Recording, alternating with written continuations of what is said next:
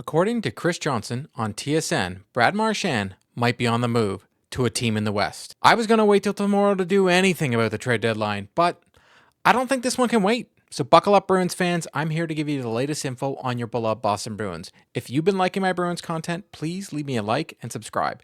If you've already done so, thank you, and let's get into it. With the trade deadline fast approaching, it's looking more and more like the Boston Bruins and Brad Marchand aren't close to a new deal.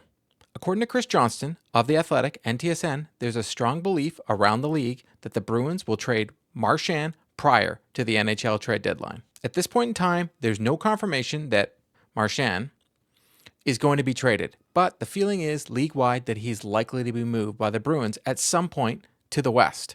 Johnson said on Thursday's edition of Insider Trading, "We'll see where this goes. There have been some conversations on a new contract as recently as the last couple of days. There's always the pivot point when we get this close. You don't want to box yourself in, but it feels like it's moving towards a Marchand deal. I've been saying for weeks now that I thought the deal would get done, and it still could, but this doesn't sound good. Marchand wants to be a Bruin for life, but it seems they're having issues coming to an agreement, and with the Bruins looking worse and worse by the day, they're seriously considering trading their captain, Brad Marchand. I'm kind of shocked right now, even talking about this, because I thought he'd be a Bruin for life." Johnston saying it points to a team in the West. I would think you're either Edmonton, Las Vegas, Dallas, or Colorado. I would think it would cost you a first-round pick to even start the conversation, and then a high-ranked prospect or a player in their top six right now. It's a seller's market this year, as we've seen teams pay a king's ransom to acquire players right now. Besides the rumor Rantanen on the move again, I would think Marchand would be the biggest name out there, and he's a proven playoff performer. Let's look at the four teams and break down who has the picks and who doesn't. Vegas doesn't have a first-round pick until 2027, and they just traded for Riley Smith, so they would have to move some cap space to bring in Marchand. Vegas has just over $500,000 in deadline space to bring in a player, so they would need to move money out to make it work. I wouldn't count Vegas out, though, because I'm sure if they can get Marchand, they will make it work, and they'll pull it off. I could see Vegas trading a guy like Brett Howden or Pavel Dorofeyev to make this work. Vegas is the one team that has shown us year after year they care about their current season, and they worry about the future later. I only say these two names because Vegas is Vegas, and they shock the league every season with trades. Let's look at Edmonton, who has $3.7 million in deadline space right now and has been rumored to get Marchand for a while now.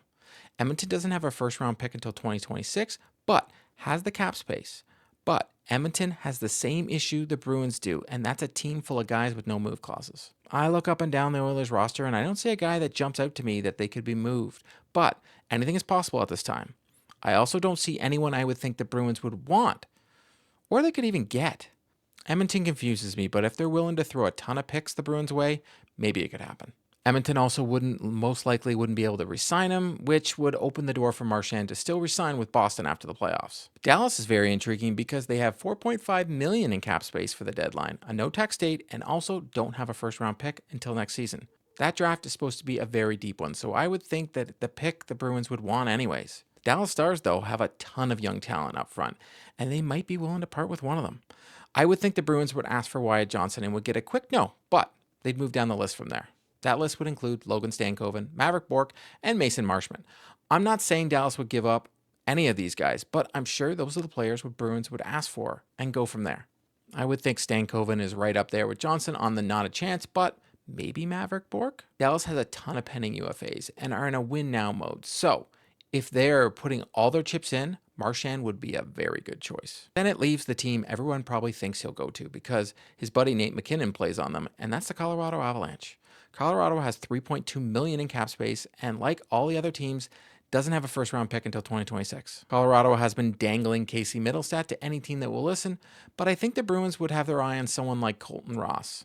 I'm throwing names out there like I'm throwing darts at a dartboard here, I realize that, but I want to give an idea on names we would hear. Maybe Marchand has made a deal with the Bruins that he'll come back after, so the return won't be as good. I'm still trying to wrap my head around the possibility of the Bruins trading him, to be honest. It would destroy the locker room, and you might see prominent players want out because this wouldn't just be a retool, but inching closer to a rebuild when you trade a player like Marchand. Let's see what happens, but when there's smoke, there's fire. I want to hear from you, though. on what you think of all of this. That's a wrap on today's video. To stay up to date on all the news surrounding the Boston Bruins, please subscribe and drop me a like. If news breaks surrounding the Boston Bruins, be sure to check out the channel. If you've already subscribed to the channel, thank you, and I'll see you next time.